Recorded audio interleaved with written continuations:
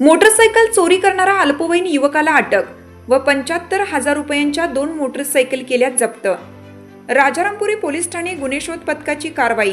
सावंत यांना गोपनीय बातमीदार यांनी माहिती दिली की चोरीस केलेली मोटरसायकल शेख मीरवाडी तालुका खंडाळा जिल्हा सातारा येथे राहणारा अल्पवयीन मुलाने चोरलेली आहे अशी माहिती मिळाली। त्या ठिकाणी जाऊन राजारामपुरी पोलिसांनी कारवाई केली।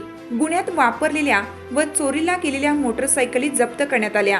गुन्ह्याचा पुढील तपास उमेश कांबळे करीत आहेत। हिरकणी न्यूज करिता विजय शिंदे, उचगाव, कोल्हापूर। चालू घडामोडींचे अपडेट्स जाणून घेण्यासाठी आपल्या हिरकणी न्यूज चॅनलला सबस्क्राईब जरूर करा। लाईक करा, कमेंट करा आणि शेअर करा।